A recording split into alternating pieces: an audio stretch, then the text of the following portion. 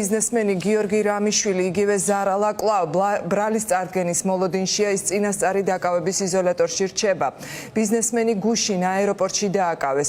შინაგან საქმეთა სამინისტროს ინფორმაციით რამიშვილი გამგზავრების ტერმინალში მაშინ აიყვანეს, როცა სკანერით შემოწმებისას ცეცხლსასროლი იარაღი, მჭიდი და ვაზნები აღმოაჩნდა. სამინისტროს ცნობით იარაღი მის სახელზეა რეგისტრირებული, თუმცა ბიზნესმენს იარაღის ტარების უფლება არ აქვს. გამოძიება კი მუხლით მიმდინარეობს. თამარ დემეტრაშვილი არკვევს ამ საქმის დეტალებს, ის გვიერთდება ბოლო ინფორმაციით პირდაპირ ეთერში. თამარ, პირველ რიგში ხომ არ წარუდგინეს უკვე ბრალი დაკავებულ ბიზნესმენს?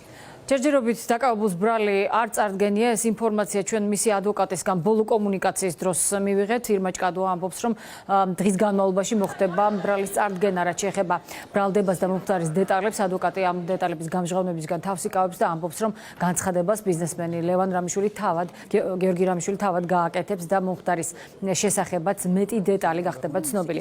ერთადერთი, რასაც ადვოკატი ამბობს, არის ის, რომ მოხდა შეცდომა და გაუგებრობა.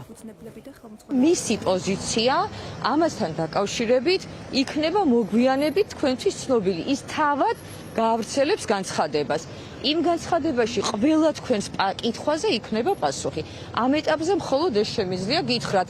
ამ წუთში მიმდინარეობს გამოძიება, სხვადასხვა სამართლებრივი პროცედურები დაველოდოთ გამოძიება. საუბარია რეგისტრირებულ შენახვის უფლებით რეგისტრირებულ ერთი წუთით კანონიერ იარაღზე. არა როგორც სხვადასხვა მასმედიის საშუალებები ამბობენ, რომ ეს იყო არა რეგისტრირებული და უკანონო იარაღი. ეს არის სიცრუე.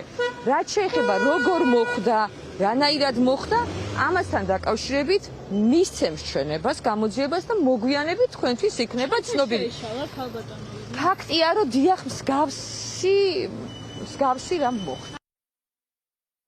პოლიტიკოსები კი უფრო თამამები არიან შეფასებებში, ამბობენ, რომ გიორგი რამიშვილის წინააღმდეგ შესაძლოა ანგარიშწორებას ჰქონდეს ადგილი, მათ არ სჯერათ, რომ ბიზნესმენი აეროპორტში იარაღით შეიძლებოდა წასულიყო თუნდაც შემთხვევით. ბოლო პერიოდში აქტიურად ვრცელდება ინფორმაციები, რომ სხვადასხვა ყოფილ ჩინოვნიკს თუ ბიზნესმენს ივანიშვილისთვის თანხების მიტანას თხოვენ, სწორედ ამ კონტექსტში საუბრობენ რამიშვილზეც, მიანიშნებენ იმასაც, რომ Silk Road ჯგუფის დამფუძნებელი და ქვეყნის ერთ-ერთი უმდიდრესი ადამიანი არ იმყოფებოდა 3 დღის წინ ირაკლი კობახიძესთან გამართულ ბიზნესმენების შეხვედრაზე, არ გამორიცხავენ, რომ ეს შურისძიება იყოს. აშლეგებული ივანიშვილი ამჯერად გიორგი რამიშვილს ზარალას მიადგა და ეს ერთადერთი რამის გამოვლენა, რასაც ამდენი დღეა საუბრობთ, რომ ის დაერია შიდა გარემოცვას, მის უახლოეს გარემოცვას მიადგა მათ შორის ბიზნესმენებს. ზოგს ვისაღა მოთხოვა ფული, როიცი ან მოიტან ფულს, ან ირაკლი კობახიძესთან მთავრობის კანცელარიაში მიყვა და ჩამოვართმევ ხელს, აღიარებ. ეს არც ერთი არ გააკეთა, როგორც ჩანს, ზარალა უნდა ხდებოდეს ბიზნესმენთა დიდი უმრავლესობა. დუმილი ინდულგენცია არ არის. დუმილით ვერ იყიდით თავისუფლებას. გიორგი რამიშვილი პირველ რიგში მინდა აღვნიშნო, რომ არ არის მკაფიოდ აფილირებული ქართულ ოცნებასთან.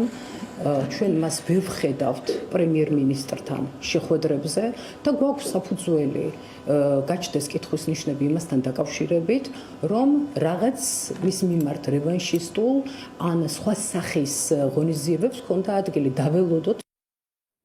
გიორგი რამიშვილის დაკავებაზე Silk Road ჯგუფმა გაავრცელა მცირე განცხადება, რომელშიც საზოგადოებას მოუწოდებენ, რომ არ გაავრცელონ გადაუმოწმებელი ინფორმაცია და მშრალად აღწერენ აეროპორტში მომხდარ შემთხვევას. ასევე მისი ოჯახის წევრები უარყოფენ მომხდარში პოლიტიკურ მიზეზს და ამტკიცებენ, რომ ბიზნესმენმა იარაღი სამგზავრო ჩანთაში შეცდომით ჩადო.